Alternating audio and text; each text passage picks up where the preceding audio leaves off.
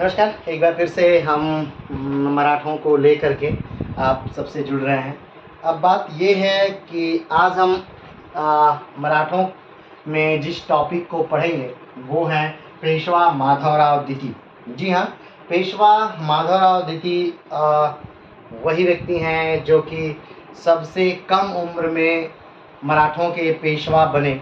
मात्र 40 दिन की उम्र थी मराठा पेशवा माधवराव द्वितीय की जब ये इन्हें पेशवा बना दिया गया नाना फडणवीस के द्वारा, या यूँ कहें तो 12 भाई परिषद के द्वारा। और तब से लेकर के ये प्रथम आंग्ल मराठा युद्ध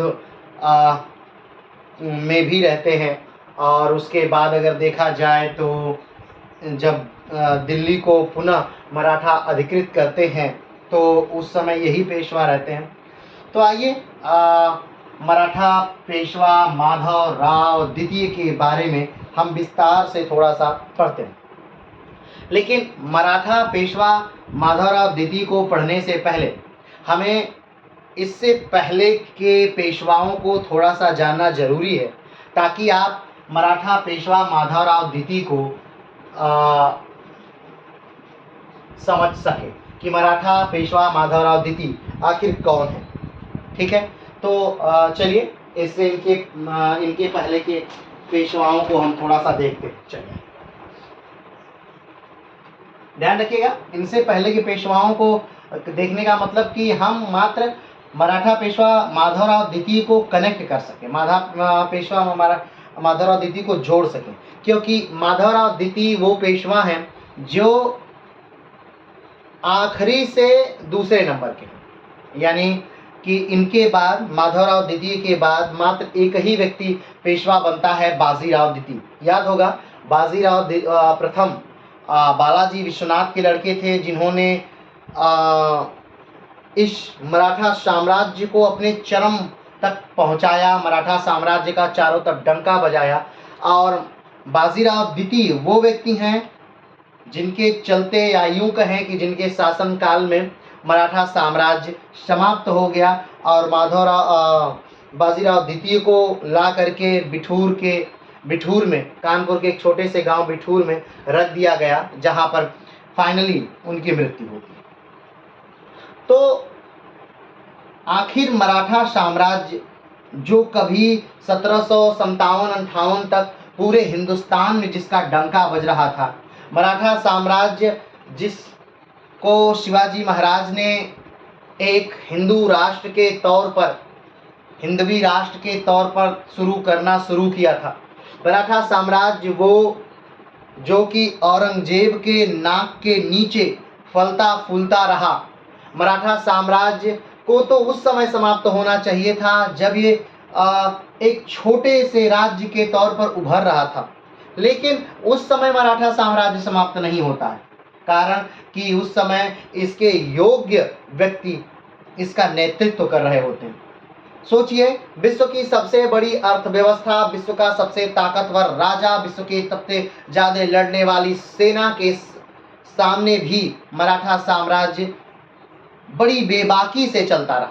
भले थोड़े ही राज्य में सिमट करके, मानते हैं कि कोंकण का छोटा सा राज्य ही शिवाजी के मरते समय तक उनके पास था, लेकिन वो राज्य होना, वो भी औरंगजेब जैसे शासक के समय में, जिसके अंतर्गत पूरा हिंदुस्तान, पाकिस्तान, अफगानिस्तान, बांग्लादेश, सारा क्षेत्र आता हो, उसके समय में वो क्षेत्र होना ही अपने समय में बहुत बड़ी बात थी।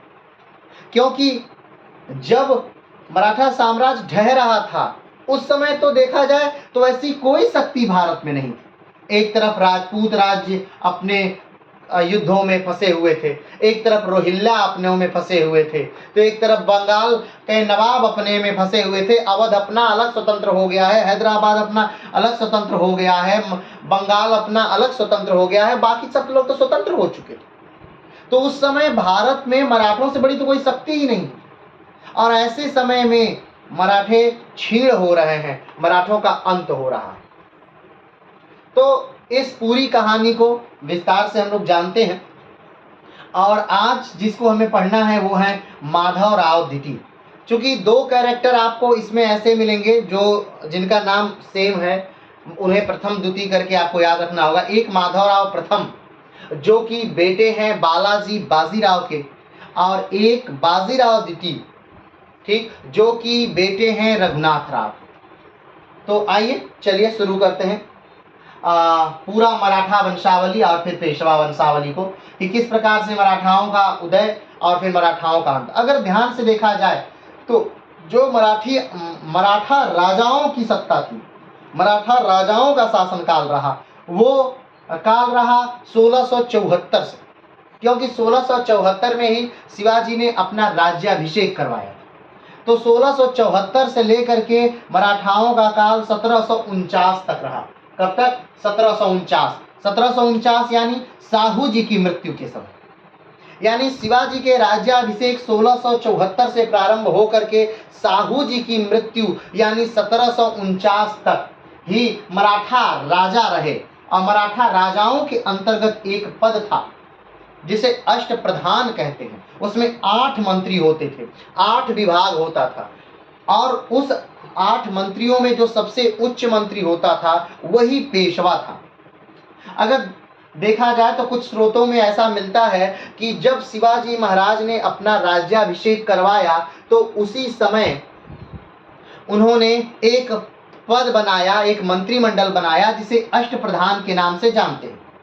ठीक, जब, और ये घटना है 1674 की, और उस समय उस अष्ट प्रधान ने हर विभागों के अलग अलग लोग आज की मंत्रिमंडल के तौर पर पूरे विभागों की देखरेख करते थे और पूरे विभाग पूरे मंत्रिमंडल को चलाते थे। धीरे धीरे ये मंत्रिमंडल जब आगे आने वाले राजाओं के हाथों में गया तो क्षीण होता चला गया। जब शिवाजी महाराज के पुत्र जब संभाजी महाराज के हाथों में आया तो इसका वर्चस्व वैसा नहीं रहा, अष्टप्रधान का वर्चस्व ऐसा नहीं रहा। फिर जब राजा राम के हाथों में आया तब भी उसका वर्चस्व ऐसा नहीं रहा, या फिर जब ताराबाई या शिवाजी द्वितीय के हाथों में आया तब भी उसका वर्चस्व ऐसा नहीं रहा। लेकिन जब ये अष्टप्रधान साहू जी महाराज के समय में आता है तो अष्टप्रधान का जो पेशवा पद है उसको साहू जी महाराज ने बहुत सारी शक्तियां दी। 1713 की घटना है, 1713 की घटना है जब बालाजी विश्वनाथ को साहू जी महाराज ने पेशवा बनाया, और उसी समय से ये पेशवा का पद जो था वो काफी मजबूत होता चला गया। और सारी जो शक्तियां हैं वो मराठा राजाओं के पास से निकल करके पेशवाओं के हाथ में चली गई, और 49 आते आते तो मराठा राजा ही समाप्त हो गए, क्योंकि कोई उत्तराधिकारी बनने वाला व्यक्ति ही नहीं था। ठीक, तो आइए उस मराठा राजाओं को या मराठा वंशावली को थोड़ा सा हम लोग देखते हैं। तो शुरू करते हैं शिवाजी से। ठीक, शिवाजी राजा बनते हैं 1674 में। कब राजा बनते हैं? 1674 में राजा बनते हैं, और लगभग 1680 तक शिवाजी राजा रहते हैं। शिवाजी का हमने बताया था कि शिवाजी की कुल 8 पत्नियां थीं। ठीक, जिसमें से सबसे जो उनका बड़ा बेटा था, उनके कुल 2 बेटे थे, यानी 2 उत्तराधिकारी थे शिवाजी के। नंबर 1 जो थे वो राजा राम थे, और नंबर दूसरे संभाजी महाराज। लेकिन बड़े जो इसमें थे वो संभाजी महाराज थे, राजा राम छोटे थे। जब 1680 में राजा राम का विवाह होता है उस समय राजा राम मात्र 10 वर्ष के हैं, और 1680 में राजा राम के विवाह के कुछ ही हफ्ते बाद शिवाजी की मृत्यु हो जाती है। ठीक, तो शिवाजी की मृत्यु के बाद आप जानते हैं कि शिवाजी ही वो शासक थे जिन्होंने मराठा साम्राज्य की नींव रखी थी, जिन्होंने औरंगजेब से काफी ज्यादा लोहा लिया था। लेकिन ध्यान रखिएगा, शिवाजी की मृत्यु होती है, औरंगजेब की मृत्यु नहीं होती है। औरंगजेब 1657 में राजा बनता है, और 1657 से लेकर 1707 तक वो शासन करता है। तो शिवाजी की मृत्यु के बाद शिवाजी के जो ज्येष्ठ पुत्र हैं जिनका नाम संभाजी महाराज है, संभाजी महाराज गद्दी पर बैठते हैं। ठीक, संभाजी महाराज का भी कार्यकाल काफी अच्छा रहता है, लेकिन संभाजी महाराज का मुअज्जम से काफी दोस्ती है। मुअज्जम यानी कि औरंगजेब का पुत्र। तो मुअज्जम और संभाजी की दोस्ती को देखकर औरंगजेब को सही नहीं लगता है, और वो संभाजी को अपना शत्रु समझता है कि वो मेरे शत्रु हैं। और कहीं न कहीं संभाजी का ही एक मंत्री, ठीक, संभाजी को धोखा देते हैं, और मुगलिया सेना संभाजी को पकड़ लेती है, और संभाजी को बहुत बुरी मौत से मार दिया जाता है। ठीक, आगे बढ़ते हैं। संभाजी की मृत्यु के बाद संभाजी के एक पुत्र हैं जिनका नाम साहू जी महाराज है। साहू जी महाराज अभी छोटा बालक ही है कि साहू जी महाराज और उसके पूरे परिवार को जुल्फिकार नामक एक औरंगजेब का सेनापति है, वो पकड़ कर औरंगजेब की दरबार में लेकर चला जाता है। और साहू जी महाराज औरंगजेब के यहाँ ही कैद रहते हैं। कैद का मतलब ऐसा नहीं समझिएगा कि जेल में रहते हैं, नहीं, उसके महल में ही रहते हैं, लेकिन वो कैद ही है।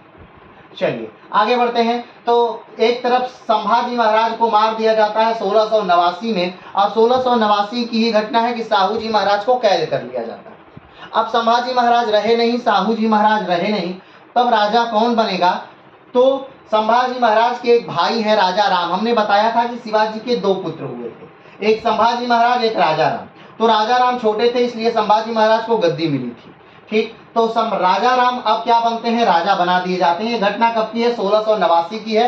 यानी 1689 में औरंगजेब द्वारा संभाजी को मारा जाता है। 1689 द्वारा औरंगजेब द्वारा ही जो साहू जी महाराज हैं उनको कैद कर लिया जाता है, और 1689 में ही राजा राम जो हैं वो गद्दी पर बैठ जाते हैं मराठा साम्राज्य के राजा बनके। तो 1689 से 1700 तक राजा राम शासन करते हैं, लेकिन राजा राम का शासनकाल बहुत अच्छा नहीं कहा जा सकता, क्योंकि लगभग पूरा जीवन उनका भागते हुए ही बीतता है।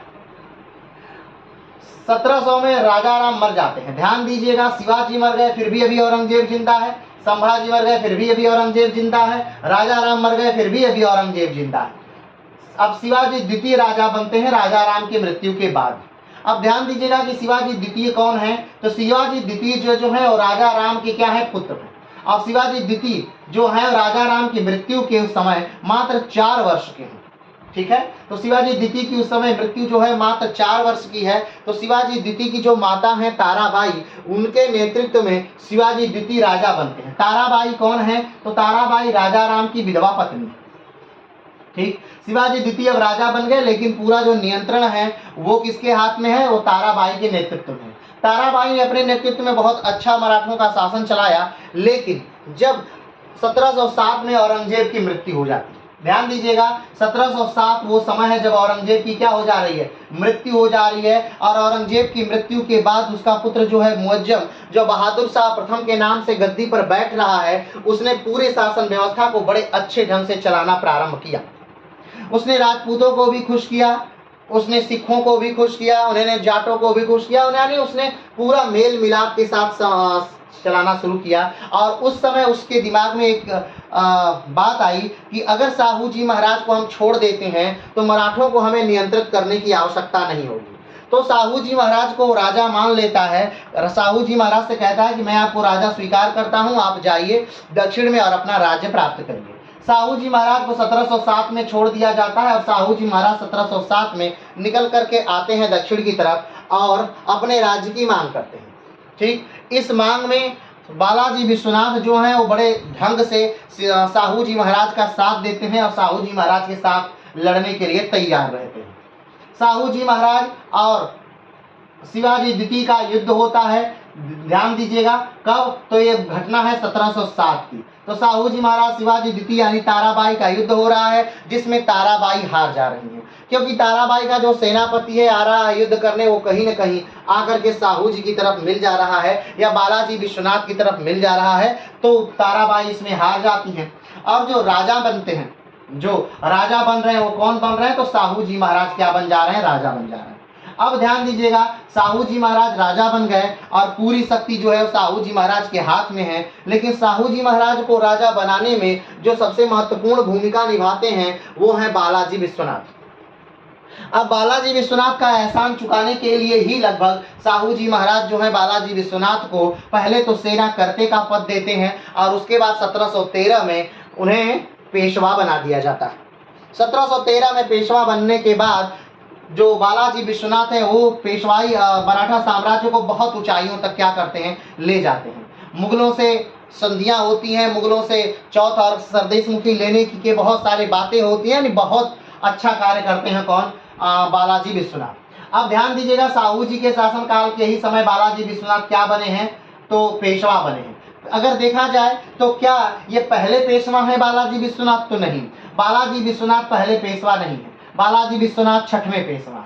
चौथे पेशवा हैं, बालाजी विश्वनाथ छठवें पेशवा हैं। लेकिन अगर देखा जाए कि बालाजी विश्वनाथ अपने खानदान के चौथे पेशवा हैं तो अपने खानदान के पहले पेशवा हैं।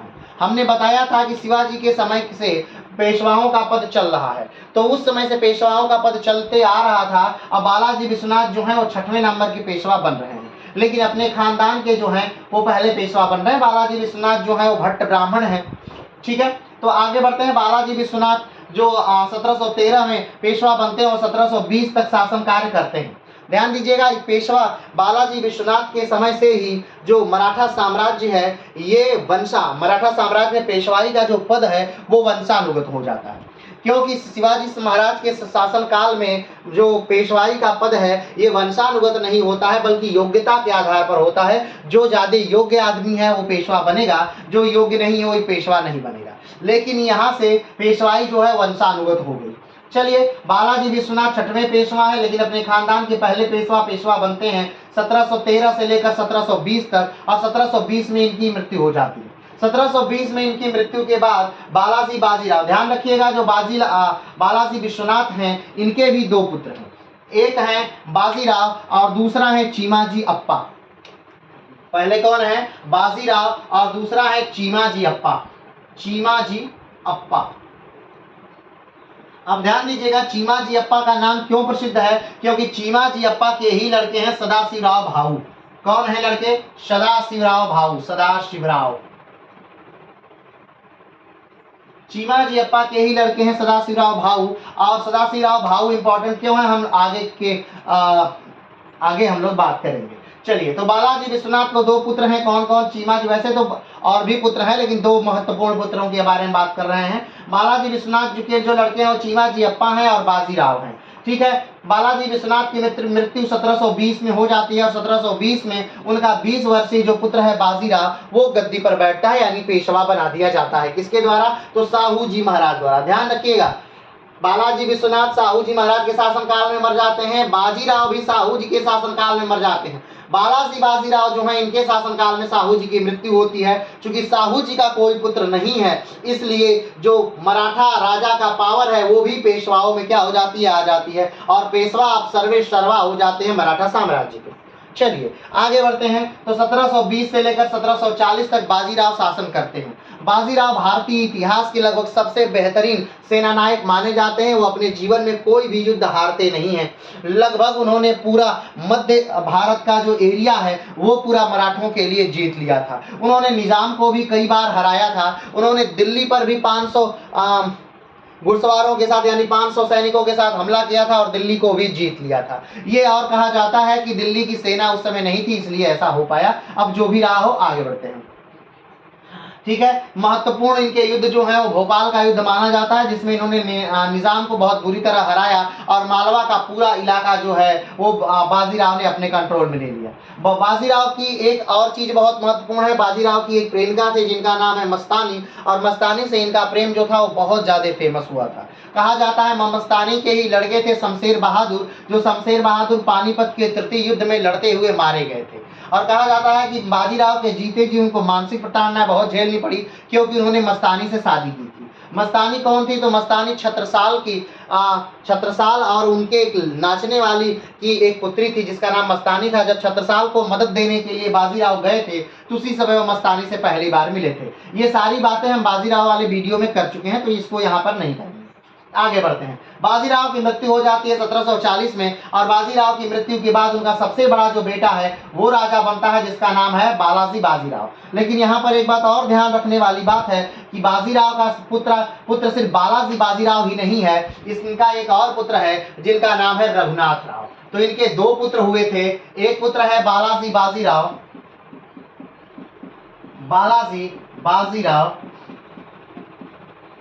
और जो दूसरा पुत्र है वो है रघुनाथ राव।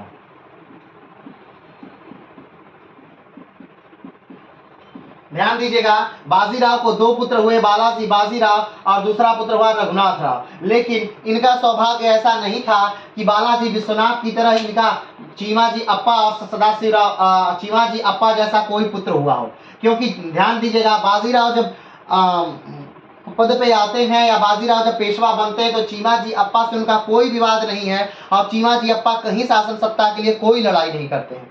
लेकिन यहाँ पर बाजीराव का जो पुत्र है रघुनाथ राव, जब बालाजी बाजीराव की मृत्यु होती है उसके बाद रघुनाथ राव सत्ता शासन प्राप्त करना चाहते हैं। माधवराव की मृत्यु के बाद भी रघुनाथ राव शासन प्राप्त करना चाहते हैं। नारायण राव की खुद रघुनाथ राव हत्या करवाते हैं। बाकी सारी बातें हम आगे करेंगे, चलिए आगे बढ़ते हैं। तो बाजीराव को भी दो पुत्र है, बालाजी बाजीराव और रघुनाथ राव। आगे बढ़ते हैं। बाजीराव की मृत्यु के बाद बालाजी बाजीराव जो कि ज्येष्ठ पुत्र हैं वो गद्दी पर बैठ जाते हैं। तो बालाजी बाजीराव 1740 में गद्दी पर बैठते हैं और 1740 से लेकर 1761 तक वो शासक रहते हैं।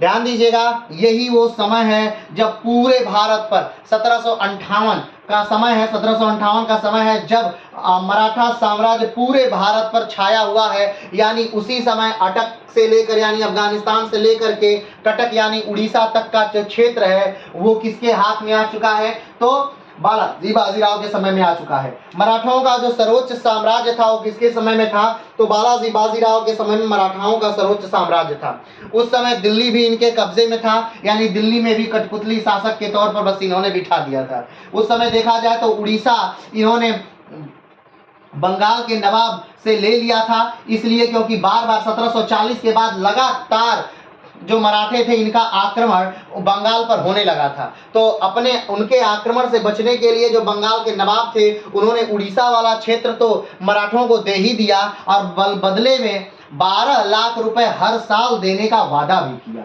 ठीक, तो एक तरह से बंगाल भी लगभग इनके कब्जे में ही मानिए, क्योंकि अगर बंगाल बार बार 12 लाख का मुआवजा नहीं देता तो ये कहीं जाकर बंगाल को भी क्या कर लेते, जीत लेते। तो सोचिए उड़ीसा की दीवानी इनको दे दी गई, किनको, मराठों को। ठीक है, तो अब आप देख लीजिए उड़ीसा वाला पूरा क्षेत्र इनके कब्जे में है, तमिलनाडु तक इनके कब्जे में है, ऊपर पाकिस्तान अफगानिस्तान तक इनके कब्जे में है, उधर उत्तराखंड तक इनके कब्जे में है। हाँ, अवध का जो नवाब है वो अपने शासन को बचाए हुए हैं और निजाम अपने शासन को बचाए हुए हैं, लेकिन निजाम को भी देवगिरी के युद्ध में सदाशिवराव भाऊ, जो यही सदाशिवराव भाऊ हैं, वो हरा देंगे और उसके बाद निजाम वाला क्षेत्र भी किसके कब्जे में, चूंकि राजा निजाम ही रहते हैं, ठीक है, निजाम वाला क्षेत्र भी किसके कब्जे में आ जाता है, तो इन पेशवाओं के अंतर्गत या मराठाओं के अंतर्गत निजाम वाला क्षेत्र भी आ जाता है। तब आप देख सकते हैं कि बालाजी बाजीराव जो हैं उनके समय में मराठाओं का सर्वोच्च विकास होता है और पूरा मराठा साम्राज्य पूरे भारत पर लगभग क्या हो जाता है, तो फैल जाता है। इसी समय अहमद शाह अब्दाली जो एक अफगानिस्तान का निवासी है, या यूं कहे कि अफगानिस्तान का उसे पिता का, वर्तमान अफगानिस्तान का उसे पिता कहा जाता है, और इस समय जो अफगानिस्तान नामक देश है वो अहमद शाह अब्दाली की ही जीती हुई भूमि है। क्योंकि अगर उस समय बात करें तो अफगानिस्तान कभी आज़ाद मुल्क नहीं था, वो कभी फारसियों के कब्जे में रहा तो कभी हिंदुस्तान के कब्जे में रहा था, वो कभी एक स्वतंत्र मुल्क के तौर पे नहीं जाना जाता था। लेकिन जब अहमद शाह अब्दाली का वहां पर कब्जा हो जाता है तो धीरे धीरे धीरे अहमद शाह अब्दाली एक अपना साम्राज्य बनाता है, इसीलिए अहमद शाह अब्दाली को अफगानिस्तान का पिता माना जाता है। तो वही अहमद शाह अब्दाली जो है वो आक्रमण करता है भारत पे 1761 में। अब आप सोच रहे हैं क्या डायरेक्ट पहली बार 1761 में ही उसका आक्रमण हुआ, तो ऐसा कदापि नहीं है। 1761 के पहले भी वो लगभग 5 बार आक्रमण कर चुका है। यानी ये जो 1761 का युद्ध है, पानीपत का तीसरा युद्ध, इसमें अब्दाली जो है वो 5वीं बार आक्रमण करता है और अब्दाली भारत पर कुल 8 बार आक्रमण कर चुका है। तो इससे पहले जब उसने आक्रमण किया था अब्दाली ने, तो मुल्तान और पंजाब वाला एरिया क्या कर लिया था, जीत लिया था, और उस जीते हुए भाग पर अपने बेटे को तैमूर जिसका नाम है उसे उसने क्या बना दिया, राजा बना दिया था, यानी कि सूबेदार बना दिया था, और खुद अफगानिस्तान चला गया था। लेकिन तैमूर को हटा दिया गया मराठों द्वारा, और कहीं न कहीं अब्दाली इस बात से नाराज हो जाता है और अपनी नाराजगी का बदला लेने के लिए अब्दाली जो है 1761 में आक्रमण करता है। अब ध्यान दीजिएगा, जब 1761 में आक्रमण होता है अब्दाली द्वारा, तो उस समय जो है मराठा शक्ति अपने चरम पर है। मराठों के जो पेशवा हैं बालाजी बाजीराव हैं, और जो एक शक्ति है मराठों की वो बहुत ज़्यादा स्ट्रांग है। क्योंकि अब ध्यान दीजिए कि मराठे पुणे से यानी महाराष्ट्र से निकल करके 1600 किलोमीटर की यात्रा करके ऊपर युद्ध लड़ने क्यों गए, तो कारण ये था कि मराठों और कहीं न कहीं मुगलों से संधि हुई थी कि मराठे पूरे हिंदुस्तान में चौथ वसूलेंगे, लेकिन अगर मुगलों पर कभी कोई आक्रमण होगा तो हम वचन देते हैं कि हम आपके आक्रमण वो मराठों पर आक्रमण माना जाएगा। तो मुगलों पर आक्रमण होता है जिसका बचाव करने के लिए मराठे जाते हैं। अब तय होता है 1761 में कि मराठों का नेतृत्व कौन करेगा। तो उत्तर भारत का जिस व्यक्ति को बहुत ज्यादा अनुभव है वो है रघुनाथ राव। ये रघुनाथ राव ही हैं जिन्होंने अटक का किला, मुल्तान और पंजाब और ये सारे भागों को जीता था और अहमद शाह अब्दाली के बेटे को वहां से भागने पर विवश किया था और दिल्ली फिर से मुगल साम्राज्य के हाथों में सौंपी थी। ये रघुनाथ राव ही थे। लेकिन रघुनाथ राव ने उत्तर भारत का चूंकि बहुत ज्यादा अनुभव रखते थे, इसलिए सैनिक और रसद कुछ ज्यादा मांगते हैं जो उस समय के मराठा पेशवा देने से मना करते हैं। उस पर जो सदाशिवराव भाऊ हैं वो उत्तर भारत में युद्ध करने के लिए जाने की आज्ञा मांगते हैं, लेकिन सदाशिवराव भाऊ को उत्तर भारत का कोई भी अनुभव नहीं है। लेकिन फिर भी ऐसी परिस्थिति में सदाशिवराव भाऊ को भेजा जाता है और धीरे धीरे उत्तर की सेनाएं जो कि सिंधिया, होलकर इत्यादि हैं वो सब सदाशिवराव भाऊ से मिलते जाते हैं और जिस समय सदाशिवराव भाऊ उत्तर पर जा करके किनारे किनारे यमुना के एक किनारे किनारे जाते हुए क्या कर लेते हैं तो दिल्ली को जीत लेते हैं। यमुना के दूसरे किनारे जो है वो अहमद शाह अब्दाली की सेना है और यमुना के एक किनारे जो है सदाशिवराव भाऊ दिल्ली को जीत करके आगे सिखों की तरफ, पंजाब की तरफ बढ़ रहे हैं। लेकिन अब यहाँ पर अहमद शाह अब्दाली एक वीरता दिखाता है कि ये उफनती हुई जमुना को क्या कर लेता है, पार कर लेता है और यहाँ पर आकर बैठ जाता है। अब ध्यान दीजिएगा, जो सदाशिवराव भाऊ है इनको दक्षिण की तरफ लौटना है यानी कि पुणे की तरफ, और अहमद शाह अब्दाली जो है उसको उत्तर की तरफ जाना है यानी अफगानिस्तान की तरफ, और दोनों एक दूसरे का रास्ता रोक करके खड़े हैं। और यहीं पर होता है 1761 यानी पानीपत का तृतीय युद्ध। ये सारी बातें हम पानीपत के तृतीय युद्ध में बात कर चुके हैं और उस पानीपत के तृतीय युद्ध में जो है वो बालाजी बाजीराव जिनके 3 पुत्र हुए। बालाजी बाजीराव के कितने पुत्र हैं तो बालाजी बाजीराव के कुल 3 पुत्र हैं। एक है विश्वास राव, दूसरा है माधव राव और जो तीसरे हैं वो नारायण राव हैं। लेकिन 1761 में माधव राव को क्या बनाया, विश्वास राव को क्या बनाया जाता है, जो बालाजी बाजीराव के सबसे ज्येष्ठ पुत्र विश्वास राव हैं इनको सेनापति, पूरे सेना का सेनापति बना दिया जाता है। वैसे वास्तविक सेनापति जो थे वो सदाशिवराव भाऊ ही थे, तो इन्हें पूरे सेना का सेनापति बना करके विश्वास राव को पानीपत के तृतीय युद्ध में भेज दिया जाता है और पानीपत का तृतीय युद्ध बहुत जोरों शोरों से होता है, लेकिन मराठे उसमें हार जाते हैं और सदाशिवराव भाऊ उसमें मार दिए जाते हैं। जो विश्वास राव है वो उसमें मार दिए जाते हैं, जो मस्तानी के जो पुत्र हैं वो उसमें मार दिए जाते हैं। यानी धीरे धीरे सब लोग उसी युद्ध के कारण बहुत सारे मराठा सेनापति उस युद्ध में मार दिए जाते हैं। ठीक है, आगे बढ़ते हैं।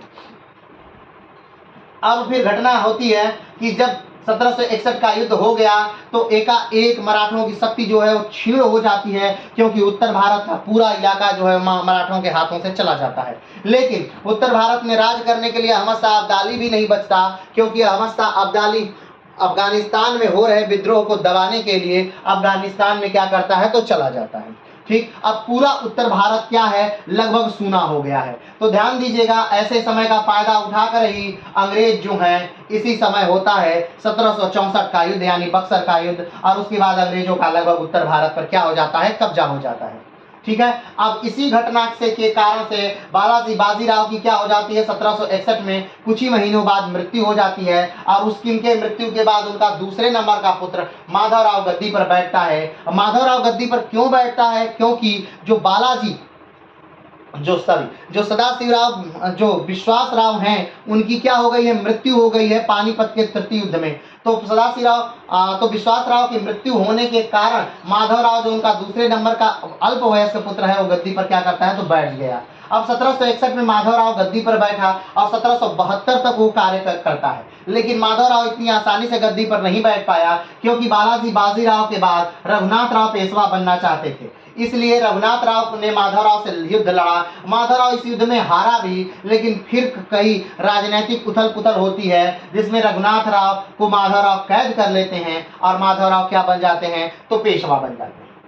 अब 1761 से माधवराव पेशवा बनते हैं, लेकिन 2 वर्ष माधवराव का अपने गृह युद्ध में ही निकल जाता है। और 1772 में अगर बात करें तो इनको टीबी हो जाता है और उस टीबी के दर्द के कारण माधवराव की मृत्यु होती है। लेकिन उस समय तक ही जो माधवराव हैं उन्होंने मराठों की खोई हुई प्रतिष्ठा को फिर से प्राप्त कर लिया। इन्होंने 1771 में जो शाह आलम द्वितीय हैं उनको फिर से क्या किया, तो गद्दी पर बैठा दिया, जो 1764 के बाद गद्दी छोड़ देते हैं क्योंकि अंग्रेज उन्हें कैद कर लेते हैं। ठीक है, आगे बढ़ते हैं। अब माधवराव भी 1772 में माधवराव की जल्दी ही मृत्यु हो जाती है। तो माधवराव की मृत्यु के बाद उनका जो छोटा भाई है नारायण राव, वो गद्दी पर बैठता है क्योंकि माधवराव की अपना कोई पुत्र नहीं है। नारायण राव गद्दी पर 1772 में बैठता है, लेकिन रघुनाथ राव जो हैं वो इस बार चुप नहीं रहते हैं। वो 7 से 8 महीने के अंदर ही एक साजिश करते हैं और उस साजिश के तहत नारायण राव को मरवा देते हैं। अब नारायण राव क्या हो गए, तो मर गए हैं, ध्यान दीजिएगा, नारायण राव क्या हो गए हैं, मर गए और गद्दी पर बैठ गए रघुनाथ राव। लेकिन नारायण राव की मृत्यु के बाद पता चलता है कि नारायण राव की जो पत्नी है वो गर्भवती हैं और उनको बच्चा होने वाला है। और जब उनको पुत्र रत्न की प्राप्ति होती है तो पूरे मराठा जो सरदार हैं वो कहीं ना कहीं रघुनाथ राव के खिलाफ हो जाते हैं और रघुनाथ राव पर मुकदमा चलाया जाता है। रघुनाथ राव को मृत्युदंड की सजा दी जाती है और रघुनाथ राव यहाँ से भाग जाते हैं। अब ध्यान दीजिए, रघुनाथ राव भाग जाते हैं और गद्दी पर अब कौन बैठता है, तो गद्दी पर बैठता है नारायण राव का एक 40 दिन का पुत्र जिसका नाम है माधवराव द्वितीय। ठीक, अब रघुनाथ राव कहाँ क्या किए, तो ये भाग गए अंग्रेजों के पास। रघुनाथ राव भाग करके अंग्रेजों के पास जाते हैं और मुंबई प्रेसिडेंसी के पास जाते हैं और मुंबई प्रेसिडेंसी से कहते हैं कि भाई मुझे सहायता दीजिए और मैं क्या करना चाहता हूं, तो फिर से पेशवा बनना चाहता हूं। मुंबई प्रेसिडेंसी कहती है ठीक है, वो तो चाहती ही थी कि हम कहीं न कहीं मराठों के मामलों में टांग अड़ाएं और जो मराठा साम्राज्य है इसे ध्वस्त करें। तो 1775 की घटना है, कब की घटना है, 1775 की घटना है, यानी माधवराव द्वितीय के समय की घटना है, जब माधवराव द्वितीय यानी 40 दिन का जो बालक है वो जब पेशवा बना है उसके समय की घटना है कि क्या होता है, युद्ध होता है। क्या हो रहा है, युद्ध हो रहा है। तो आज हमें माधवराव को ही क्या करना है, तो पढ़ना है। तो आइए यहाँ से इस युद्ध के बारे में हम थोड़ा सा जानते हैं जो माधवराव के समय में ही हो रहा है। लेकिन ध्यान दीजिए, 12 भाई परिषद माधवराव को गद्दी पर बैठाती है। 12 भाई परिषद कौन है, तो जब रघुनाथ राव की मृत्यु होती है तो उस समय नाना फडणवीस 12 महत्वपूर्ण सरदार मराठा सरदारों को मिलाकर एक परिषद का गठन करते हैं, जो परिषद सारे कार्यों को क्या करेगी, देखेगी, ताकेगी और सारे मराठा साम्राज्य के महत्वपूर्ण कार्यों को पूरा करेगी। वही 12 भाई परिषद माधवराव द्वितीय को गद्दी पर बैठाती है, लेकिन जो पूरी शासन सत्ता है यानी इनके जो नियंत्रण करता है वो कहीं न कहीं कौन है, तो नाना फडणवीस है। ठीक है, तो रघुनाथ राव अंग्रेजों के पास चले जाते हैं। 1775 का समय है। अंग्रेजों और रघुनाथ राव में एक संधि होती है, जिस संधि को हम सूरत की संधि के नाम से क्या करते हैं, तो जानते हैं। अब ये बातें आप समझ चुके होंगे, तो इसलिए अब इसको हम हटा दे रहे हैं, आगे बढ़ते हैं। ठीक है, तो ध्यान दीजिए, सूरत की संधि उस समय होती है। तो सूरत की संधि किससे होती है, तो सूरत की संधि होती है 1775 में बम्बई प्रेसिडेंसी और रघुनाथ राव के बीच। अब इस जो संधि है इसके अंतर्गत क्या होता है, तो इसके अंतर्गत ये है कि जो बम्बई वाला यानी जो बशैन वाला इलाका है और सालसेट वाला इलाका है ये आप अंग्रेजों को दे देंगे। ठीक है, और बदले में अंग्रेज आपको 25,000 की घुड़सवार सेना देंगे, लेकिन उस सेना का पूरा खर्चा आप स्वयं वहन करेंगे। बहुत सारी इस संधि में शर्तें होती हैं और इस संधि का नाम है सूरत की संधि। समय है 1775 और 1775 में प्रथम आंग्ल मराठा युद्ध प्रारंभ हो जाता है। एक तरफ है बम्बई के प्रेसिडेंसी और रघुनाथ राव और दूसरी तरफ है नाना फडणवीस और पुणे की पूरी शक्ति। अब ये शुरुआती जो युद्ध हो रहा है, जब इसकी सूचना उस समय के बंगाल के गवर्नर जनरल को मिलती है, बंगाल के गवर्नर जनरल को मिलती है, तो वो बहुत क्या होता है, तो नाराज होता है। उस समय बंगाल का गवर्नर जनरल जो है वो वारेन हेस्टिंग है। कौन है, वारेन हेस्टिंग है। ठीक, वारेन हेस्टिंग जो है वो बंगाल का गवर्नर जनरल है और वारेन हेस्टिंग बहुत नाराज होता है। वारेन हेस्टिंग कहता है कि बंगाल का गवर्नर जनरल मैं हूँ और तुम मुंबई वालों को किसने कहा कि तुम मराठों के आंतरिक मामलों में हस्तक्षेप करो, तुरंत क्या करो, तो तुरंत ये युद्ध क्या कर दो, रोक दो। तो वारेन हेस्टिंग अपने एक दूत को भेजता है जिनका नाम कर्नल आप्टन है। कर्नल आप्टन को नाना फडणवीस या यूं कहें तो माधवराव द्वितीय के पास भेजा जाता है एक संधि हस्ताक्षर करने के लिए। ठीक है, तो उस समय कर्नल आप्टन और वारेन हेस्टिंग के से और एक तरफ वारेन हेस्टिंग, और एक तरफ किससे, तो मराठों में नाना फडणवीस के साथ एक संधि होती है। इस संधि को पुरंदर की संधि के नाम से जानते हैं। ध्यान दीजिएगा, 1775 में एक संधि हुई जिससे प्रथम आंग्ल मराठा युद्ध चला प्रारंभ हुआ, जिसे सूरत की संधि के नाम से जानते हैं। और दूसरी पुरंदर की संधि होती है 1776 में वारेन हेस्टिंग और नाना फडणवीस के बीच, जिससे सूरत का जो संधि है उसे खत्म कर दिया गया, या फिर इसे यूं कहा जाए तो प्रथम आंग्ल मराठा युद्ध समाप्त कर दिया गया और एक संधि की गई पुरंदर की संधि। तो पुरंदर की संधि से प्रथम आंग्ल मराठा युद्ध क्या हो जाता है, खत्म नहीं हो जाता है, कुछ समय के लिए रुक जाता है। लेकिन 1777 में एक और घटना घटती है। अब पुरंदर की जो संधि होती है इसके अंतर्गत क्या है, पुरंदर की संधि के अंतर्गत है कि ठीक है, आप रघुनाथ राव को कुछ पैसा दे देंगे और रघुनाथ राव को एक निश्चित पेंशन देंगे, और रघुनाथ राव ये नहीं कहेंगे कि हमें पेशवा का पद चाहिए। रघुनाथ राव गुजरात के सूरत में रहेंगे और वो पेशवा के पद की दावेदारी नहीं करेंगे। पुरंदर की संधि में एक बात और थी कि मराठे किसी भी बाहरी शक्ति से कोई भी संधि नहीं करेंगे, कोई भी हाथ नहीं मिलाएंगे, किसी प्रकार की कोई बातें नहीं होंगी, ठीक है। और पुरंदर की संधि ने एक और कह दिया कि ठीक है, हम जो हैं वो मराठों के आंतरिक मामलों में हस्तक्षेप नहीं करेंगे। तो वारेन हेस्टिंग और नाना फडणवीस के बीच पुरंदर की संधि 1776 में होती है, जिससे लगभग प्रथम आंग्ल मराठा युद्ध रुक जाता है और जिससे क्या होता है, सूरत की संधि समाप्त मान ली जाती है। लेकिन 1777 में एक गड़बड़ी होती है कि जो नाना फडणवीस हैं वो कोंकण तट का कुछ भाग, किस तट का, कोंकण तट। ध्यान रखिएगा, भारत में 9 ऐसे राज्य हैं जो तटवर्ती राज्य माने जाते हैं, यानी जिनका जो बॉर्डर है वो समुद्र को कहीं न कहीं छूता है। उस तटवर्ती राज्यों में है गुजरात, महाराष्ट्र, गोवा, कर्नाटक, केरल, तमिलनाडु, आंध्र प्रदेश, उड़ीसा और पश्चिम बंगाल। ये राज्य हैं जो समुद्र से तट बनाते हैं, ठीक है। सबसे बड़ा तटवर्ती राज्य जो है वो गुजरात है, सबसे छोटा तटवर्ती राज्य गोवा है, दक्षिण भारत का सबसे लंबा तटवर्ती राज्य आंध्र प्रदेश है, दक्षिण भारत का सबसे छोटा तटवर्ती राज्य जो है वो गोवा है। तो बात करते हैं कि इन जो अलग अलग तट हैं इनका अलग अलग नाम है। कमेंट बॉक्स में इन तटों और इनका नाम बताइएगा। आगे बात करते हैं, तो जो महाराष्ट्र वाला और गोवा वाला तट है इसे कोंकण तट के नाम से जानते हैं। तो इसी कोंकण तट पर जो नाना फडणवीस हैं वो फ्रांसीसियों को 1777 में कुछ जमीन दे देते हैं, ठीक है। अब 1777 में जब नाना फडणवीस कुछ जमीन फ्रांसीसियों को दे दिए तो इससे वारेन हेस्टिंग बहुत नाराज हो जाता है और वारेन हेस्टिंग को लगता है कि ये मेरा अपमान है और नाना फडणवीस ने मेरे यानी कि जो ये पुरंदर की संधि हुई है इसे तोड़ा है। अब इसके बदले में जो वारेन हेस्टिंग है वो बंबई को खुली छूट दे देता है कि ठीक है बंबई वालों तुम आक्रमण पुणे पर करो। बंबई फिर से पुणे पर आक्रमण करता है, लेकिन 1777 में ही एक और घटना घटती है। एक लालगांव का युद्ध होता है 1777 में और लालगांव के युद्ध में अंग्रेज जो हैं वो बहुत बुरी तरह हार जाते हैं।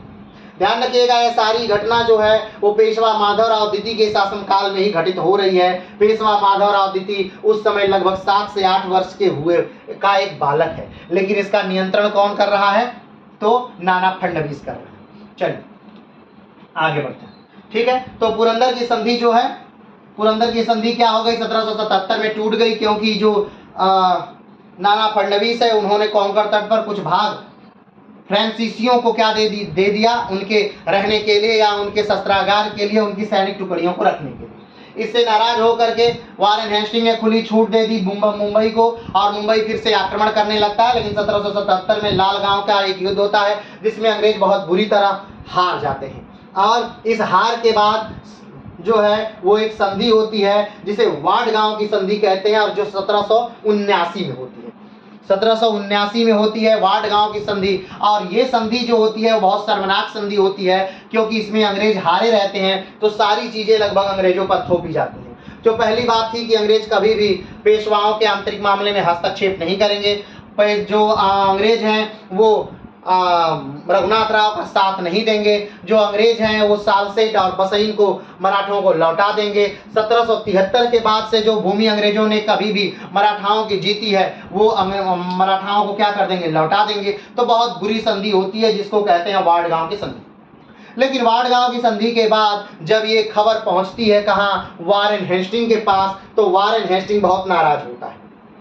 ठीक, अब वारेन हेस्टिंग बहुत नाराज हो रहा है और वारेन हेस्टिंग ने मुंबई की सहायता के लिए 3 टुकड़ियां क्या करता है, भेज देता है। 3 टुकड़ियां भेजता है जो मुंबई को क्या करे, सहायता प्रदान करे, सैनिकों की टुकड़ी। जो पहली सैनिकों की टुकड़ी भेजता है वो गेडार्ड के साथ भेजता है और काफी जगहों पर गेडार्ड जो है वो युद्ध को जीतता है और 1780 में अहमदाबाद को क्या कर लेता है, जीत लेता है। ठीक, दूसरी टुकड़ी जो भेजता है वो पोपल के साथ भेजता है और पोपल काफी ज्यादा युद्धों को जीतने के बाद 1781 में ग्वालियर को जीत लेता है। जो तीसरी टुकड़ी भेजता है वारेन हेस्टिंग, वो कैमे के नेतृत्व में भेजता है और कैमे सिंधियाओं को 1781 में क्या कर देते हैं, तो हरा देते हैं।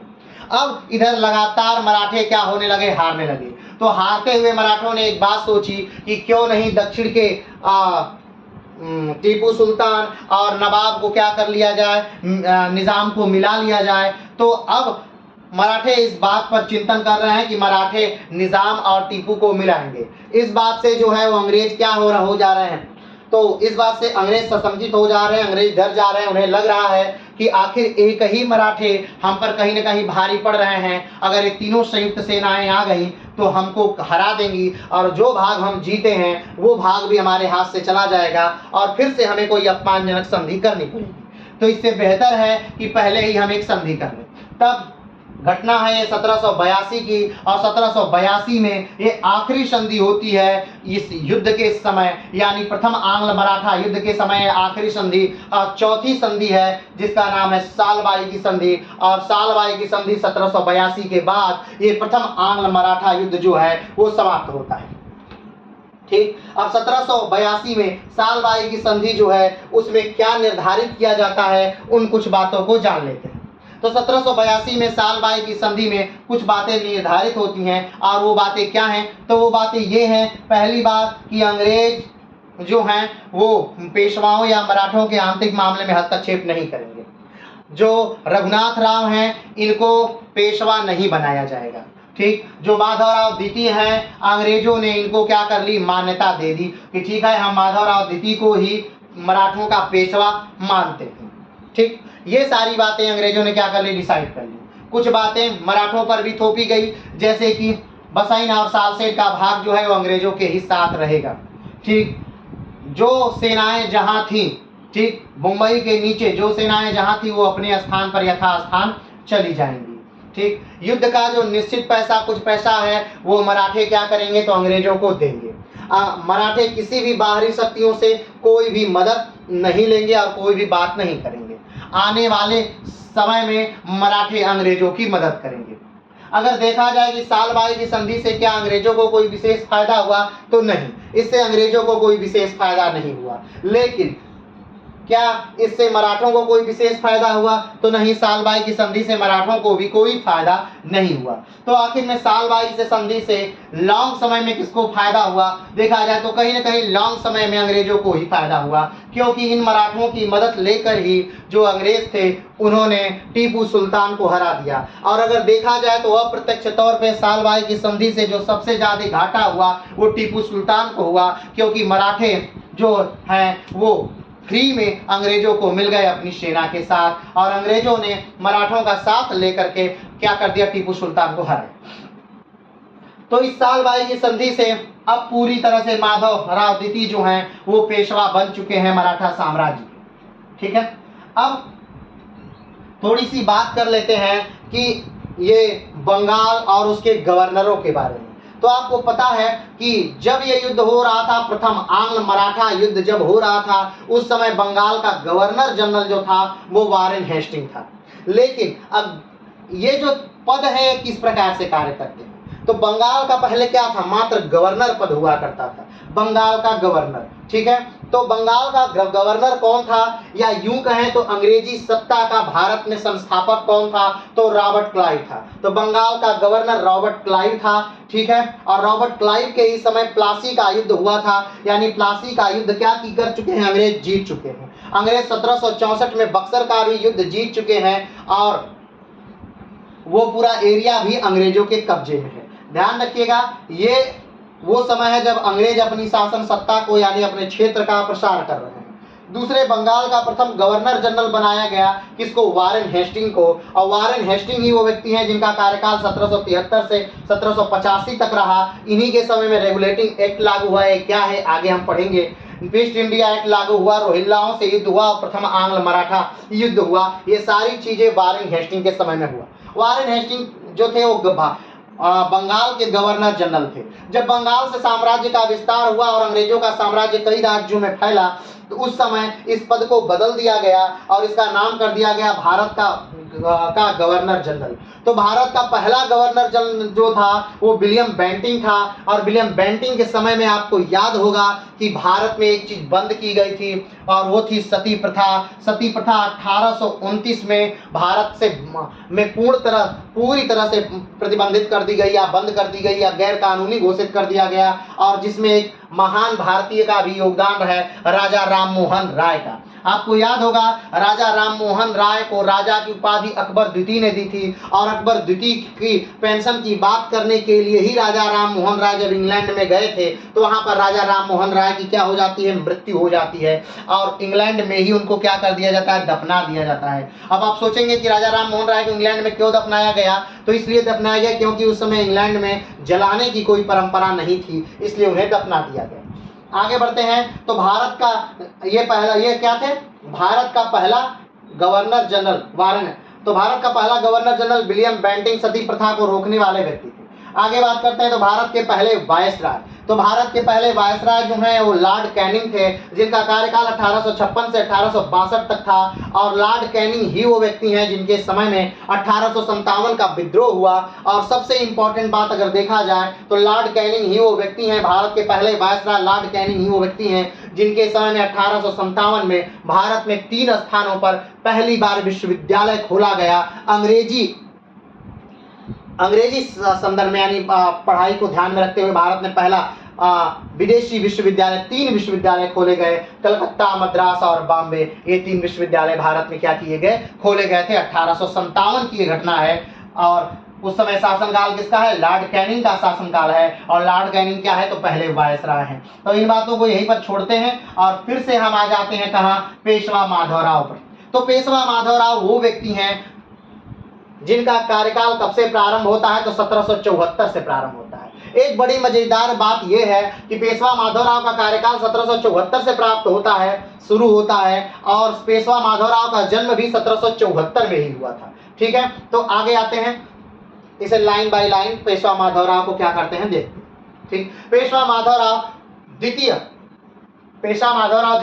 12वें पेशवा थे। ये चौथे पेशवा है पेशवा माधवराव, ये चौथे पेशवा है, 12वें पेशवा है। ध्यान रखिएगा कब से, तो शिवाजी के समय से अगर पेशवाओं की गिनती की जाए तो ये तब से लेकर 12वें पेशवा थे पेशवा माधवराव। ठीक, मगर बालाजी विश्वनाथ के परिवार से ये 7वें पेशवा है। चौथे पेशवा है बालाजी विश्वनाथ के समय से, तो ये 7वें पेशवा है। बालाजी विश्वनाथ के परिवार से ये 7वें पेशवा है। यानी आप गिन सकते हैं कौन कौन से, तो बालाजी विश्वनाथ के बाद उनके लड़के बाजीराव के बाद फिर बालाजी बाजीराव के बाद फिर माधवराव के बाद फिर नारायण राव, और नारायण राव के बाद फिर रघुनाथ राव, और रघुनाथ राव के बाद फिर इनका नंबर आता है पेशवा माधवराव। यानी ये चौथे पेशवा है, तो 7वें पेशवा है कौन, पेशवा माधवराव। लेकिन ये बालाजी विश्वनाथ के परिवार के 7वें पेशवा हैं, क्योंकि आपको याद होगा बालाजी विश्वनाथ के समय पेशवाई जो थी वो वंशानुगत हो गई थी, और शिवाजी के समय से ये 12वें पेशवा है।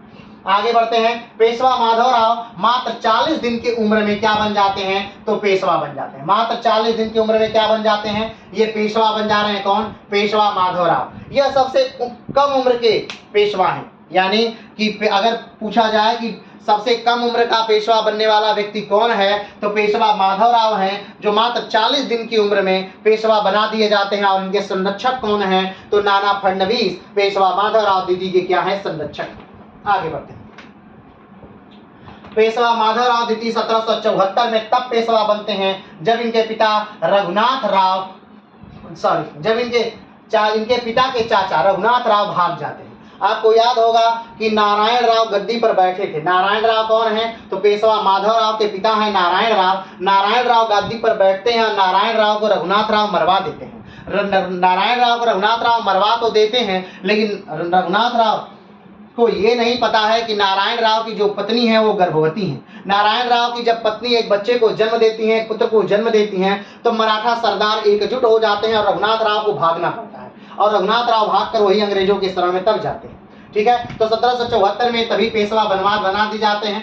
ठीक है, आगे बढ़ते हैं। पेशवा माधवराव द्वितीय के पिता पेशवा नारायण राव थे, जिनकी हत्या रघुनाथ राव ने कराई थी। ध्यान दीजिए, नारायण राव की हत्या कौन करवाता है? तो रघुनाथ राव कराते हैं। और नारायण राव के सगे चाचा है रघुनाथ राव। आपको याद होगा कि नारायण राव किसके लड़के हैं? तो बालाजी विश्वनाथ के लड़के हैं। और रघुनाथ राव किसके भाई हैं? तो बालाजी विश्वनाथ के रघुनाथ राव भाई हैं। तो ये क्या हुए? चाचा भतीजे हुए, और चाचा ने खुद अपने भतीजे को क्या कर दिया? तो मरवा दिया। आगे बढ़ते हैं। पेशवा माधवराव द्वितीय को पेशवा 12 भाई परिषद बनाती है और के संरक्षक नाना फडणवीस बनते हैं। जब नारायण राव की मृत्यु होती है तो एक परिषद बनाई जाती है जिसे 12 भाई परिषद कहते हैं। 12 भाई परिषद कहने का तात्पर्य बस इसलिए है क्योंकि उसमें 12 लोग होते हैं, इसलिए उसे 12 भाई परिषद कहते हैं। तो उस समय के शक्तिशाली 12 मराठा जो हैं एक लोग मिले होते हैं, इसलिए उसे 12 भाई परिषद के नाम से जानते हैं। तो 12 भाई परिषद जो है वो किसको पेशवा बनाती है? तो पेशवा बनाती है किसको? माधवराव को, माधवराव द्वितीय को वो पेशवा बना देती है। आगे बढ़ते हैं।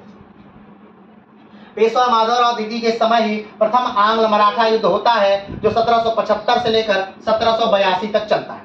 ध्यान दीजिएगा, पेशवा माधवराव जो है, पेशवा माधवराव के ही समय में क्या होता है? पेशवा माधवराव द्वितीय के समय में क्या होता है? प्रथम आंग्ल मराठा युद्ध होता है, जो 1775 से लेकर 1700 कब तक चलता है? तो 82 तक चलता है, आपको याद होगा। और 1782 में किस संधि से समाप्त होता है? तो सालबाई की संधि से। अगर देखा जाए तो प्रथम आंग्ल मराठा युद्ध किस संधि से शुरू होता है? सूरत की संधि से शुरू होता है। और किस संधि से समाप्त होता है? तो सालबाई की संधि से समाप्त होता है। किस समय प्रारंभ होता है? 1775 में प्रारंभ होता है। कब समाप्त होता है? तो 1882 में समाप्त होता है। ठीक है, जो जब शुरू हुआ था, ठीक है, तो किसका शासनकाल था? आप देख रहे हैं, तब भी पेशवा माधवराव का द्वितीय का शासनकाल था। और जब समाप्त हो रहा है तब भी किसका शासन है? तो किसका शासन है? पेशवा माधवराव द्वितीय का ही शासन है। आगे बढ़ते हैं।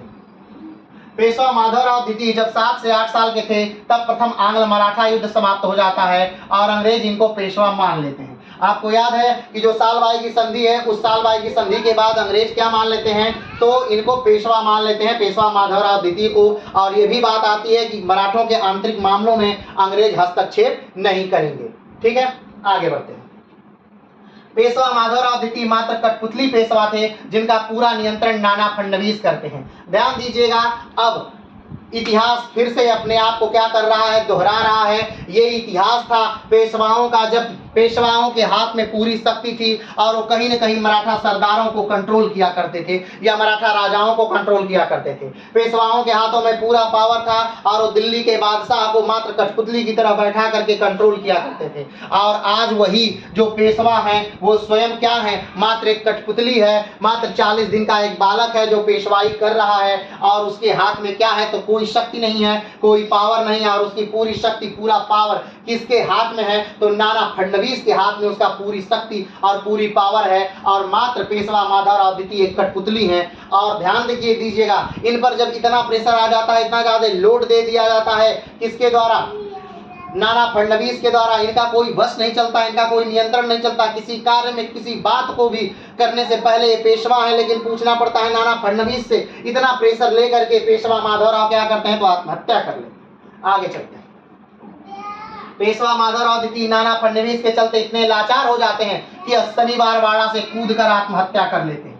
ध्यान दीजिएगा, शनिवार वाड़ा कहाँ है, तो एक बिल्डिंग है, एक इमारत है और बहुत खूबसूरत इमारत है। वर्तमान समय में भी वो महाराष्ट्र के पुणे डिस्ट्रिक्ट में है। आप जाकर कभी देखिएगा, बड़ी खूबसूरत इमारत थी उस समय में और उसमें गजब की रौनक हुआ करती थी। उसी शनिवार वाड़ा, वो वही शनिवार वाड़ा है जहां पर नारायण राव यानी पेशवा माधव राव को घेर कर, पेशवा माधव राव के जो पिता है नारायण राव, उनको घेर कर कुछ लोग मार देते हैं। और ये वही शनिवार वाड़ा है, पुणे में स्थित शनिवार वाड़ा, जहां पर पेशवा माधव राव उसकी सबसे ऊंची छत से कूद करके आत्महत्या कर लेते हैं। आगे बढ़ते हैं।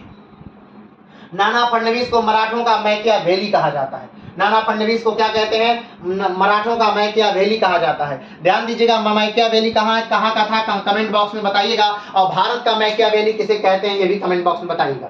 तो मैकियावेली कहा जाता है, कारण ये था क्योंकि मैकियावेली जो था उसने भी अपने राष्ट्र को पूरी तरह से जोड़ा था, अपने राष्ट्र को पूरी एकता के सूत्र में बांधा था। लेकिन और ये भी नाना फडणवीस भी वही कार्य करते हैं कि ये भी पूरे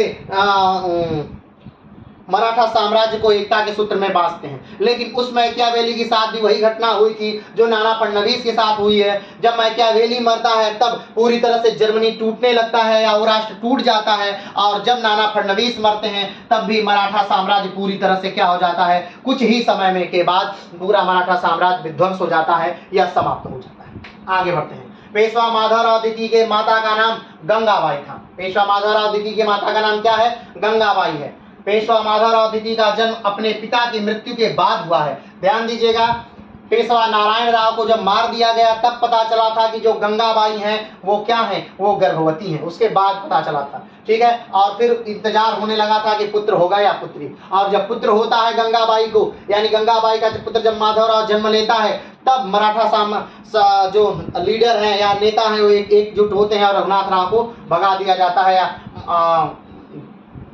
मराठा साम्राज्य से निकाल दिया जाता है। आगे बढ़ते हैं। पेशवा माधवराव द्वितीय से पहले रघुनाथ राव पेशवा थे। पेशवा माधवराव से पहले कौन थे, रघुनाथ राव पेशवा, यानी जो रघुनाथ राव को भगाया जाता है वो रघुनाथ राव पेशवा रहते हैं कुछ समय तक।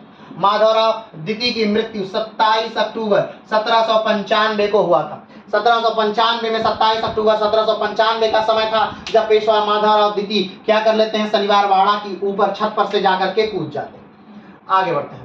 पेशवा माधवराव द्वितीय का जन्म 18 अप्रैल 1774 को हुआ था। पेशवा माधवराव द्वितीय का जन्म कब हुआ है, 18 अप्रैल 1774। ध्यान दीजिएगा, 1774 में इनके पेशवा बनने का भी समय है और 1774 में इनके जन्म लेने का भी समय है। तो आपको दो अलग अलग सन याद करने की जरूरत नहीं है, एक ही वो सन है जब ये पेशवा भी बनते हैं और इसी सन में ये जन्म भी लेते हैं। आगे बढ़ते हैं। तो पेशवा माधवराव का जन्म कब हुआ, 18 अप्रैल 1774 को हुआ था। पेशवा माधवराव द्वितीय 21 वर्ष तक जीवित रहे। कितने साल तक जीवित रहे, 21 वर्ष तक। हमने इससे पहले के भी पेशवाओं में दिखाया कि इनके पेशवा ज्यादा समय तक जीवित ही नहीं रहते हैं, जो भी हो, क्योंकि 40 साल की उम्र में बाजीराव की मृत्यु हो जाती है। उसके बाद बालाजी बाजीराव की भी जल्दी ही मृत्यु हो जाती है। उनके पुत्र माधवराव की भी जल्दी मृत्यु हो जाती है। माधवराव द्वितीय की भी जल्दी मृत्यु हो जा रही है। नारायण राव की भी जल्दी मृत्यु हो जा रही है और रघुनाथ राव की भी जल्दी मृत्यु हो जा रही है। तो कोई भी पेशवा ज्यादा समय तक नहीं जी रहा है। अब जो भी रहा हो, क्यों ऐसी परंपरा चली मुझे नहीं पता। आगे बढ़ते हैं। अगली बात करते हैं। 1782 में प्रथम आंग्ल मराठा युद्ध में अंग्रेजों की हार के बाद महादजी शिंदे ने माधवराव को अंग्रेजों पेशवा के रूप में मान्यता दिलवाई। वैसे तो इसकी कोई जरूरत नहीं थी, अंग्रेज मान्यता दे चाहे ना दे माधवराव राव को, अगर वो गद्दी पर बैठते हैं, वो उत्तराधिकारी है तो वो राजा थे ही थे। लेकिन फिर भी जो महादजी शिंदे हैं उन्होंने क्या दिलवाया, तो पेशवा माधवराव को क्या दिलवाई, पेशवा की अंग्रेजों द्वारा मान्यता दिलवा दी कि अंग्रेज भी मान रहे हैं कि पेशवा माधवराव जो हैं वो पेशवा हैं वास्तव में। आगे बढ़ते हैं। हालांकि पेशवा की सारी शक्तियां नाना फडणवीस, शिंदे और अन्य मंत्रियों के हाथों में थी। ये बात अलग है कि पेशवा माधवराव पेशवा थे, लेकिन पेशवा माधवराव के हाथों में, दीदी के हाथों में कोई भी शक्ति नहीं थी। पूरी शक्ति जो थी वो नाना फडणवीस के हाथों में थी, पूरी शक्ति बाकी मराठों के हाथों में थी, लेकिन इनके हाथ में कोई शक्ति नहीं थी। आगे बढ़ते हैं। 1788 में गुलाम कादिर जो रोहिल्ला सरदार था।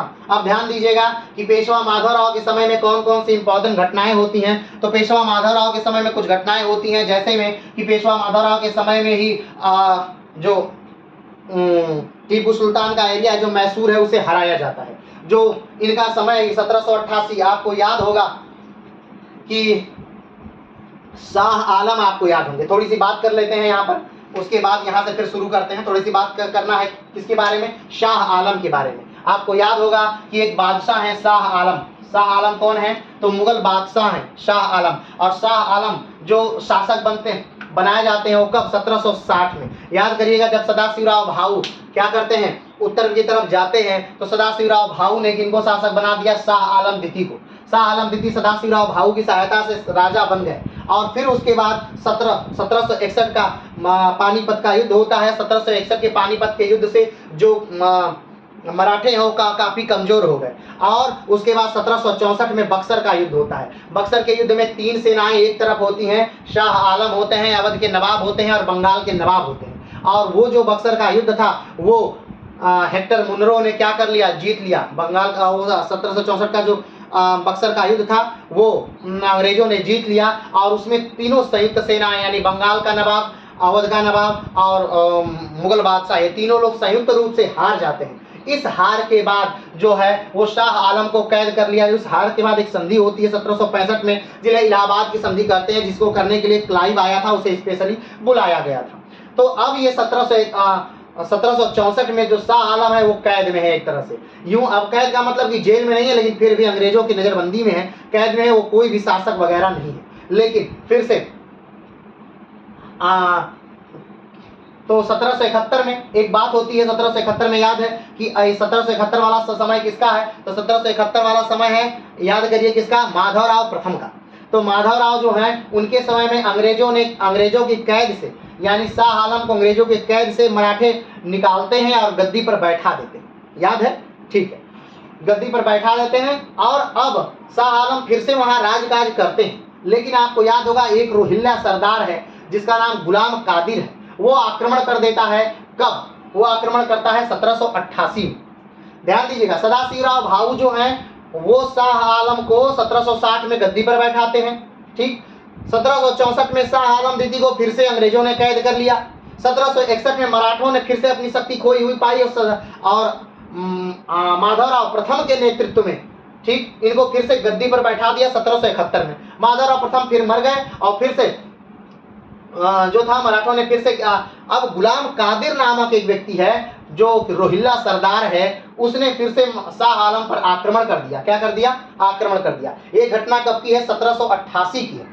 तो 1788 में गुलाम कादिर जो रोहिल्ला सरदार, उसने शाह आलम को क्या कर लिया, कैद कर लिया। और सबसे इंपॉर्टेंट बात, शाह आलम की आंखें निकाल ली 1788 में। अब ध्यान दीजिएगा, 1788 यानी किसका शासनकाल, 1788 यानी पेशवा माधवराव द्वितीय का शासनकाल है। किसका शासनकाल है, पेशवा माधवराव द्वितीय का शासनकाल है। और 1788 में ही रोहिल्ला सरदार गुलाम कादिर ने आंखें निकाल ली हैं शाह आलम द्वितीय की, यानी कि मुगल बादशाह पर हमला किया, उसे जीता और उनकी आंखें क्या कर ली, निकाल ली। उनके परिवार वालों को बहुत प्रताड़ित किया। कुछ परिवार वालों ने आत्महत्या कर लिया।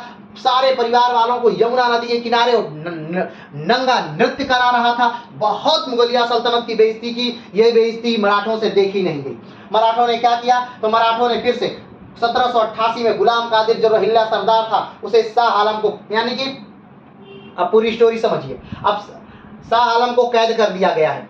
किसके द्वारा, रोहिल्ला सरदार गुलाम कादिर द्वारा। 1788 में उनकी आंखें निकाल ली गई हैं। बहुत सारे मुगलिया सल्तनत के लोग आत्महत्या कर लिए गए हैं। मुगलिया सल्तनत के हाईएस्ट पद के जो लोग हैं या महिलाएं हैं उनको नंगा नृत्य कराया जा रहा है। ये सब देख करके मराठों ने क्या किया, 1788 में आक्रमण किया दिल्ली पर। गुलाम कादिर को क्या बना लिया, बंदी बना लिया। और फिर से शाह आलम द्वितीय जो अंधे बादशाह हैं उनको क्या बना दिया, बादशाह बना दिया।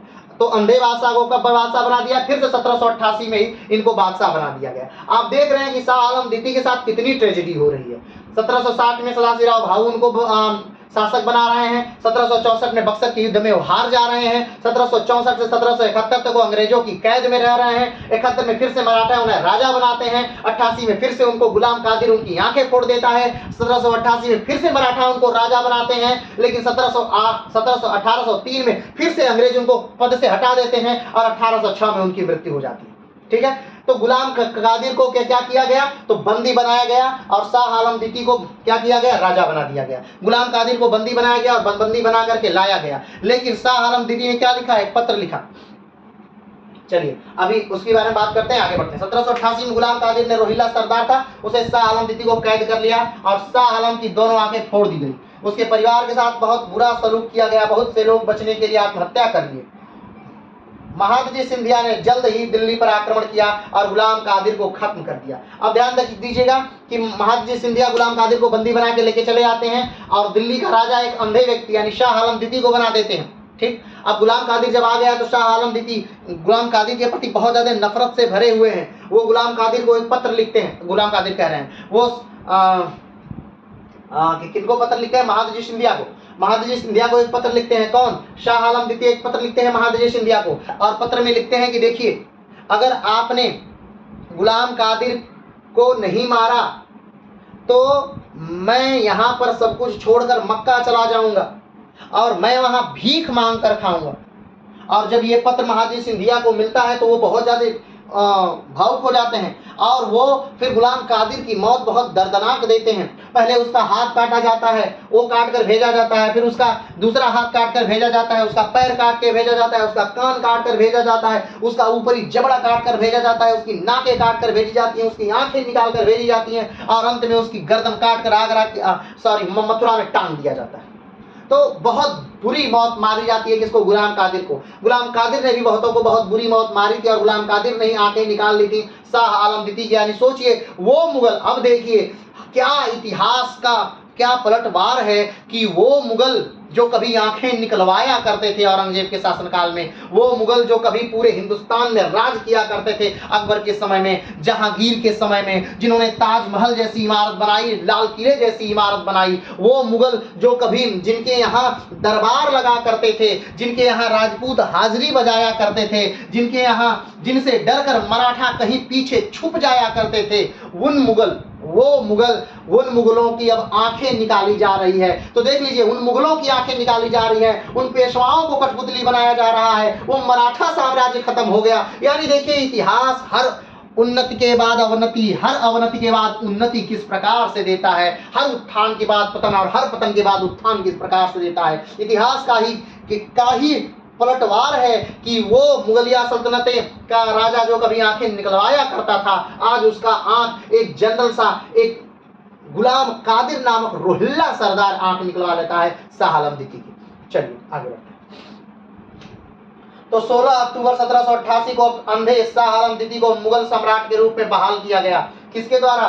तो महादजी सिंधिया द्वारा। 1803 में एक बार फिर अंग्रेजों ने दिल्ली पर क्या कर दिया? आक्रमण किया और सिंधिया के वारिस दौलत राव सिंधे को पराजित कर अपना कब्जा जमा लिया। मुगल बादशाह को कठपुतली बना दिया गया। यानी मुगल बादशाह फिर से कठपुतली बनकर, वैसे तो कठपुतली थे ही, जब से शाह आलम बने थे तब से वो कठपुतली ही थे, लेकिन बार बार उनके साथ जो ट्रेजेडी हुई वो बहुत दर्दनाक और भयानक।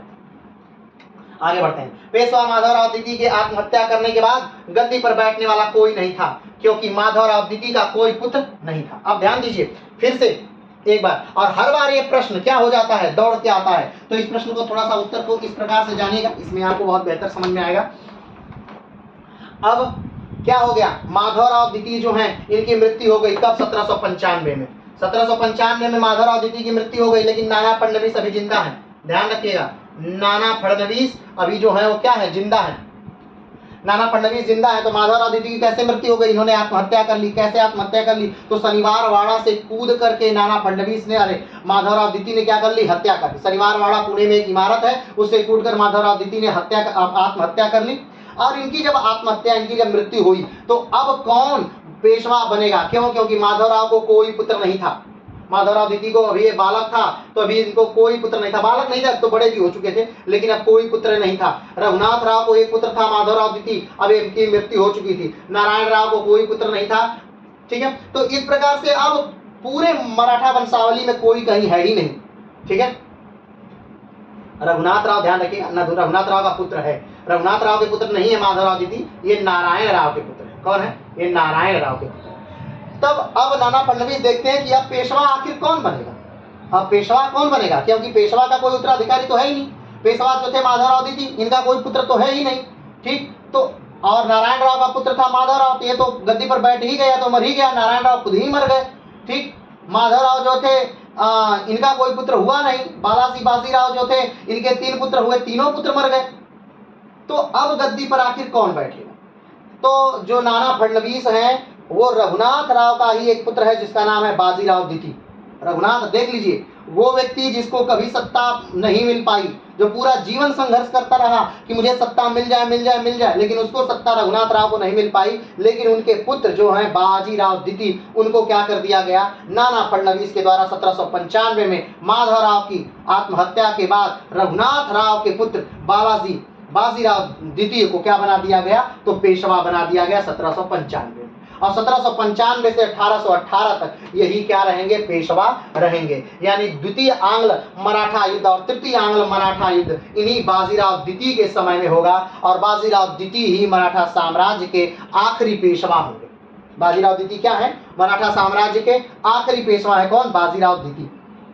ठीक, यानी अगर देखा जाए तो कुल पेशवा कितने हुए, तो कुल पेशवा 13 होंगे, और जो बालाजी विश्वनाथ के खानदान से कुल पेशवा हैं तो कुल 8 पेशवा हैं, और यही बाजीराव हैं जो कि पेशवा अंतिम पेशवा बाजीराव हैं, और इनके खानदान के पहले पेशवा बालाजी विश्वनाथ 1713 से 1720 तक। ठीक, और अंतिम पेशवा 1795 से 1718 तक। इन्हीं बाजीराव को जो तीसरा युद्ध होगा तृतीय आंग्ल मराठा युद्ध, उस युद्ध के बाद बाजीराव द्वितीय को मराठा यानी कि महाराष्ट्र एरिया से ही, यानी अपना घर छोड़ने पर विवश किया जाता है अंग्रेजों द्वारा, और एक निश्चित पेंशन बांध करके। सोचिए, उत्तर प्रदेश में एक जगह है कानपुर, और उस कानपुर में एक छोटा सा गांव है बिठूर, उस बिठूर में ला करके क्या कर दिया जाता है, बाजीराव द्वितीय को रख दिया जाता है, ताकि ये अपने लोगों से जुड़ न सकें, मिल न सकें, कोई विद्रोह न कर सकें, कोई युद्ध न कर सकें। और फाइनली बाजीराव द्वितीय इसी बिठूर में आकर के रहने लगते हैं, एक पेंशन भोगी बन करके।